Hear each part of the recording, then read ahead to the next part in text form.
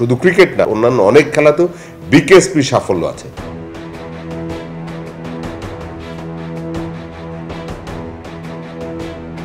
বাংলাদেশ থেকে এ যাবৎকালের কোনোদিন কোনো অলিম্পিক গেমসে সরাসরি খেলার কোনো প্লেয়ারের সৌভাগ্য হয়নি আমাদের সাগর ইসলাম ছাড়া। বিকেএসপির প্লেয়ার কোন কোন প্লেয়ারগুলি যাদেরকে পরবর্তী অলিম্পিকের জন্য তৈরি করতে পারি সেইভাবে আমরা লিস্টও তৈরি করেছি।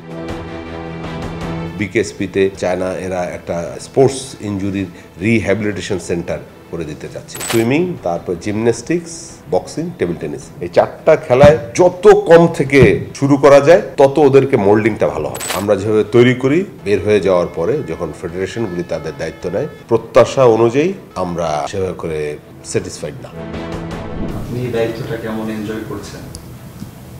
ভালো চলছে, ভালো, এবং আমিও দারুণ রকম ভাবে একটু উপভোগ করছি। 7-8 থেকে শুরু করে 19-20 বছর পর্যন্ত এই এজ গ্রুপের ছেলে মেয়ে সব খেলোয়াড়রা, তাদের সাথে কাজ করতে পারা সত্যি ভীষণ রকম আনন্দের ব্যাপার, যেটা আমি না আসলে বুঝতাম না। আমরা যখন এখানে 6-7 বছর এই খেলোয়াড়দেরকে নিয়ে যেভাবে ট্রেনিং এর ব্যাপারে থাকি, আমাদের থাকে একদমই এরা সবাই আমাদের সন্তানের মতো। এইভাবে করে আমরা সবাই এদেরকেই করি, বিবেচনা করি। প্রত্যাশা আসলে আমরা যেভাবে তৈরি করি, যেভাবে করে 6-7 বছরের আমাদের ইনভলভমেন্ট, সেই অনুযায়ী আমাদের প্রত্যাশা থাকে আরো অনেক বেশি। বের হয়ে যাওয়ার পরে যখন ফেডারেশনগুলি তাদের দায়িত্ব নেয়, আমাদের প্রত্যাশা অনুযায়ী আমরা সেভাবে করে স্যাটিসফাইড না। বাহরাইনে জাস্ট কিছুদিন আগে যে আরেকটা গেমস হলো, যুব গেমস, সেখানকার পদক অর্জন বিশাল বড় টিম গেল, অনেক ফেডারেশনের বিভিন্ন এশিয়ার মধ্যে থেকে পদক এসছে কাবাডি থেকে। সেই কাবাডির যে টিমটা গিয়েছে তার মধ্যে অলমোস্ট 9 জন প্লেয়ার হচ্ছে গিয়ে বিকেএসপি। তো এরপরে কাবাডি ফেডারেশনের যিনি জেনারেল সেক্রেটারি, উনি এখানে এসেছিলেন, উনি এসে আমাকে বললেন যে বিকেএসপি ইনফ্যাক্ট আমাদের প্লেয়ারদের কারণে গিয়ে পদক অর্জন করে আসলো। তো অনেক ক্ষেত্রেই আমাদের যে আর্চারির আলিফ, ও কিছুদিন আগে একটা পদক অর্জন করে আসলো এশিয়ান লেভেলের। এর আগে আমাদের শুটারদের মধ্যে আসিফ পদক পেয়েছে। বাংলাদেশ থেকে এ যাবৎকালের কোনোদিন কোনো অলিম্পিক গেমসে সরাসরি খেলার কোনো প্লেয়ারের সৌভাগ্য হয়নি আমাদের সাগর ইসলাম ছাড়া। বিকেএসপি প্লেয়ার শুধু ক্রিকেট না, আমরা খুব বেশি পরিমাণ ফোকাস থাকি প্রচন্ডভাবে ক্রিকেটের উপরে, বাট অন্যান্য অনেক খেলাতেও বিকেএসপির সাফল্য আছে। সাকিব, মুশফিক, লিটন দাস, এদের সবাইকে অবশ্যই আমরা এই করি।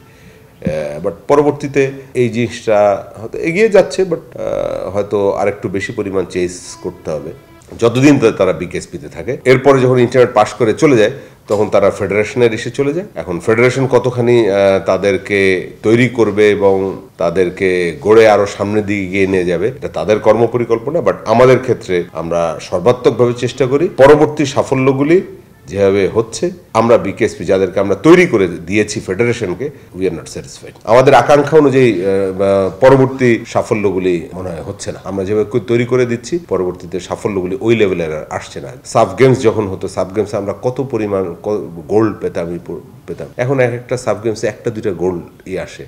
একটা সাব গেমসে এখন যদি কেউ সিলভার অথবা ব্রোঞ্জ পায়, তাতে আমরা ভীষণ রকম খুশি হয়ে যাই। তাহলে কি আসলে আমরা এগিয়ে যাচ্ছি স্পোর্টসের ক্ষেত্রে? আমাদের কিন্তু এখন চলে যাওয়ার কথা এশিয়ান গেমসে আমরা কম্পিট করব, এবং এশিয়ান গেমসে এখন কম্পিট করব এবং অলিম্পিকের দিকে চোখ রাখবো। তো আমরা কিন্তু গেমসে অনেক পিছিয়ে গিয়েছি, অনেক সাফল্যের দিক দিয়ে যদি আপনি এই ট্রেনটা দেখলেই বুঝতে পারবেন। অলিম্পিকে আমরা সোনা জিতবো, এটা কত সাল নাগাদ স্বপ্নটা সত্যি হতে পারে, বা আমরা অন দা প্রসেস আছে কিনা কোনো একটা ডিসিপ্লিনে আমরা অলিম্পিকে সোনা জিতে বাংলাদেশের স্পোর্টস আবার গৌরবোজ্জ্বল করবো, এরকম আশা দেখেন কিনা? আমি যদি বলি, আমি বলবো যে আমরা কোনো ট্র্যাকেই নেই। আমাকে যদি জিজ্ঞেস করেন, কোনো ট্র্যাকেই নেই অলিম্পিকে। এগুলি আসলে শুধু মুখে মুখে বললে হবে না, এটা সঠিক কর্ম পরিকল্পনার মাধ্যমে, পার্সপেক্টিভ প্ল্যানের মাধ্যমে করতে হবে। আমি বেজিং স্পোর্টস ইউনিভার্সিটি গিয়ে আজকে থেকে 1 বছর আগে সেখান থেকে দেখেছি যে নেক্সট অলিম্পিকে যেই ছেলেটা 100 মিটার এবং 200 মিটারের জন্য তারা রেডি করছে, তাকে একটা ফুল ফ্লেজেড ল্যাবরেটরির মধ্যে ওকে 16-17 জন বিভিন্ন বায়োমেকানিক্সের বিভিন্ন সায়েন্টিস্ট তারা বসে ওর মাসেল টাসেল সব কিছু যখনই হয়, কোন মাসেলের স্ট্রেংথ কতখানি, এইসব জিনিস নির্ধারণ করছে। আমরা কি আদৌ নেক্সট অলিম্পিকে কি করব না করব কারো কোনো চিন্তা আছে? তারপরের অলিম্পিকে চিন্তা আছে? তো এর তো আসলে এমনি এমনি চলে আসবে না। কর্ম পরিকল্পনা থাকতে হবে, আর কথার ফুলঝুরি দিয়ে আর হবে না। আসলে এইসব বলে লাভ নেই।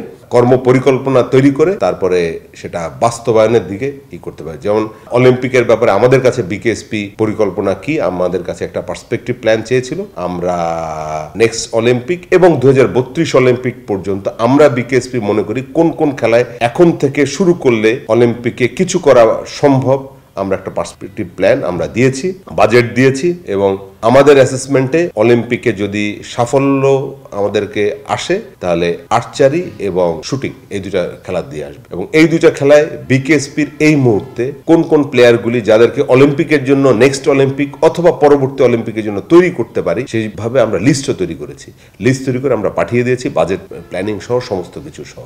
তো এরকমভাবে পরিকল্পনা আমরা আমাদের মতো করে দিলাম। তারপরে এই পরিকল্পনা বাস্তবায়নের জন্য বাজেট কে দিবে, কিভাবে এই আলটিমেট ট্রেনিং প্রোগ্রামটা হবে। তো এই পরিকল্পনা যদি শুধু বইয়ের মধ্যেই থেকে যায়, খাতার মধ্যেই থেকে যায়, তাহলে তো জেগে জেগে ঘুমিয়ে থাকার মতো। সেমিনার এবং করলে হবে না। সেমিনার হবে, ব্রেন স্টর্মিং হবে, পরিকল্পনা তৈরি হবে, রোডম্যাপ তৈরি হবে এবং তারপরে সেই রোডম্যাপের পিছনে ভীষণভাবে চেস করতে হবে। মেশিনারিজ আমরা বেশ কিছু ক্রিকেট সংশ্লিষ্ট যে সমস্ত ইকুইপমেন্ট আছে আমরা কিনেছি, এগুলি অনেক এক্সপেন্সিভ, এর সাথে বাজেটেরও ব্যাপার আছে। কারণ আমরা যে পরিমাণ বাজেট পাই, আমার বিকেএসপিতে যেমন 21টা বিভিন্ন ধরনের খেলা, প্রত্যেক ডিপার্টমেন্টকেই আমার কাছে প্রায়োরিটি, শুধুমাত্র ক্রিকেট না। তো ওর মধ্যে থেকেও ক্রিকেটকে আলাদাভাবে করার চেষ্টা করি, ক্রিকেট ফুটবল দুটো বিভাগকে। দূরত্বটা আসলে ঢাকার সাথে বিকেএসপি মাত্র 40 মিনিটের দূরত্বটা, 40 মিনিটের ট্রাফিক জ্যামের কারণে কখনো এটা 2 ঘন্টা 2.5 ঘন্টা হয়ে যায়। যেভাবে করে এরা মানে এই জায়গায় আমাদের, আপনি যেটা বললেন যে ছেলেরা খেলার জন্য এইভাবে গাড়ি ড্রাইভ করে এখানে আসে, আবার একই রকম ভাবে বিকেএসপির আমার 21টা ডিপার্টমেন্টের যাবতীয় খেলা সবকিছু আবার ঢাকায়। আমার এই জায়গা থেকে ভোরবেলা 5টার সময় রওনা দেয় বাসে করে, নন এসি বাস। ভোর 5টার সময় প্লেয়াররা যাচ্ছে, খেলে আবার চলে আসতেছে, আসতে আসতে বাজে রাত 10টা। 3, 4, 5, 6 ঘন্টা ঘুমালে আবার সকালবেলা 5টায় রওনা দিচ্ছে। এভরিডেজ প্রোগ্রাম। আমি এই জন্য আবেদন করেছিলাম যে বিকেএসপির আমার সেজন্য ঢাকায় যদি একটা আবাসনের পার্মানেন্ট ব্যবস্থা করে দেওয়া হয়, তাহলে অ্যাটলিস্ট এই প্রত্যেক দিনের যাতায়াতের আমার প্রয়োজন হয় না। প্লেয়াররা বিকেএসপি প্লেয়ার একদমভাবে মানে ফুল ওইভাবে করে স্বাস্থ্যগতভাবে অনেকই হয়ে যায়। ক্রিকেট ডিপ্লোমেসি বলবো অথবা স্পোর্টস ডিপ্লোমেসি চায়নার সাথে। স্পোর্টস ডিপ্লোমেসি হচ্ছে গিয়ে চায়নাতে ইউনিভার্সিটিতে এখন আমাদের এই মুহূর্তে 6 জন মোট পড়াশোনা করছে, স্কলারশিপ ফুল ফ্রি স্কলারশিপ বিকেএসপির ইন্টারনেট পাস করার পরে। আগামী 16 তারিখ এই যে রবিবার দিনই চাইনিজ ওরা আরও স্কলারশিপ ওরা দিবে। এই জন্যই 16 তারিখ ওরা একটা প্রেজেন্টেশন নিয়ে আসতেছে, এই স্কলারশিপটা পেতে হলে কী কী ক্রাইটেরিয়া, এইগুলি আগামী বছর থেকে। তার মানে এখন এই মুহূর্তে আছে 6 জন, আগামী বছর থেকে হয়তো আরও 4 জন বাড়বে। এটা হচ্ছে পড়াশোনার ক্ষেত্রে। তারপরে আমরা এখান থেকে পাঠাতে পারছি। চায়না নভেম্বর অথবা ডিসেম্বর মাস থেকেই আমাদের এখানে চাইনিজ, আমাদের ক্যাডেটদের জন্য চাইনিজ ল্যাঙ্গুয়েজ লার্নিং ইনস্টিটিউট করে দিচ্ছে। এখানে চাইনিজ যে ইনস্ট্রাক্টর আসবে, যারা আসবে, সমস্ত কিছু চাইনিজ গভর্নমেন্ট বিয়ার করবে। আমরা শুধু অ্যাকোমোডেশন এবং ফুডের ব্যবস্থাটা করব। তার মানে আমাদের এরা যখন স্পোর্টসের জন্য চায়নাতে স্কলারশিপ নিয়ে যাচ্ছে, এরা যদি এখান থেকে আগে ল্যাঙ্গুয়েজটা শিখে যেতে পারে, অনেক অ্যাডেড অ্যাডভান্টেজ। এবং একই রকমভাবে কথা চলছে, হয়তো এই মাসের লাস্ট উইকের দিকে আমি সহ মন্ত্রণালয়ের আরও একজন সহ আমাদের একটা টিম আমরা যাচ্ছি যে বিকেএসপিতে চায়না এরা একটা স্পোর্টস ইনজুরির রিহ্যাবিলিটেশন সেন্টার করে দিতে চাচ্ছে, এই সংক্রান্ত আলোচনার জন্য। আমাদেরকে চায়না থেকে উশোর অধীনে থাইচি নামে একটা খেলা আছে, মার্শাল আর্টের সেলফ ডিফেন্সের, এর একটা জায়গায় থাইচি সেন্টার তারা খুলে দিয়েছে। আমরা আবার চায়নার বেশ কিছু ইউনিভার্সিটিতে চায়না বাংলাদেশ ফ্রেন্ডশিপ ক্রিকেট যে ডিপার্টমেন্ট খুলে দিয়েছি। এখান থেকে আমাদের কোচেসরা যাচ্ছে, এই খরচ চায়না দিচ্ছে। তারা আমাদের কোচেসরা গিয়ে ওখানে মাসাধিককাল থেকে তারা ক্রিকেট খেলা শেখাচ্ছে।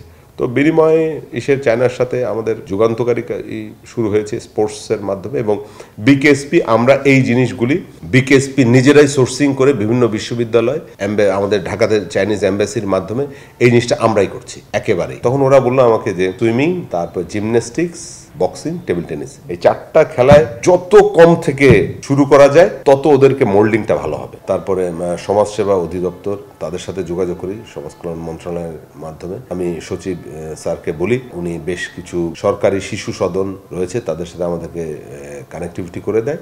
আমাদের জায়গা থেকে আমরা আমাদের ডাইরেক্টর ট্রেনিং সহ একটা টিম, জিমন্যাস্টিক্সের এরা, অন্যান্য যা যা বললাম যে সুইমিং টিমেরা যায়, অনেকগুলি জায়গায় ঘুরে এসে তারপরে তারা 5টা বাচ্চা মেয়েকে 7 থেকে 8 বছর তাদেরকে আমরা নিয়ে আসি। এখন ওরা সব এইখানেই আছে, ওদেরকে সবাইকে আমরা জিমন্যাস্টিক্সের ডিপার্টমেন্টের আন্ডারে দিয়ে দিয়েছি। আমরা 6 মাস রাখবো। 6 মাসের মধ্যে একই রকমভাবে যদি আমরা দেখি যে হ্যাঁ এদেরকে নিয়ে কাজ করে ইমপ্রুভ করে ভালো জিমন্যাস্টিক হিসেবে তৈরি করা যাবে, তাহলে আমরা এদেরকে রেখে একদম ইন্টারনেট পাস পর্যন্ত আমরা এখানেই করব। এদের বাবা মা ফুল, এদের বাবা মা সব কিছু তাদের মানে ওদের যে আমরা শিশু সদন থেকে নিয়ে আসছি তাদের সাথে ওইভাবে হয়েছে কথা। আর যদি না হয়, আমরা যদি মনে করি না আসলে হবে না, তাহলে আবার ফেরত দিয়ে ওরা নিয়ে যাবে। স্পোর্টসের সঙ্গে পরিবেশ, মানে প্রাকৃতিক পরিবেশটা কতটা গুরুত্বপূর্ণ বলে আপনি মনে করেন?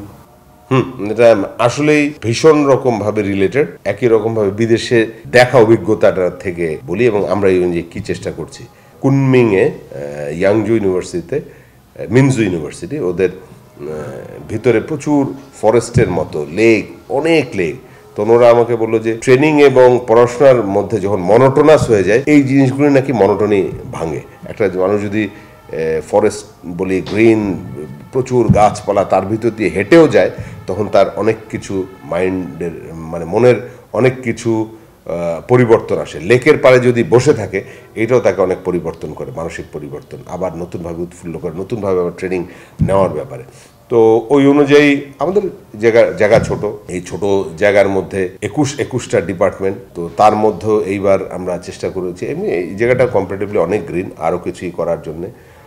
আর হচ্ছে গিয়ে লেক প্লাস এসের পাশে বসার ব্যবস্থা করার জন্য, যেন ওই অভিজ্ঞতা থেকে যেন টায়ারিং মনোটোনাস ট্রেনিং প্রতিদিন চলে, ওইখান থেকে যদি কিছু পরিমাণ উইকেন্ডগুলিতে এরা কিছু পরিমাণ এদের এই যে মনোটোনাস, এটাকে যদি একটু ব্রেক করা যায়।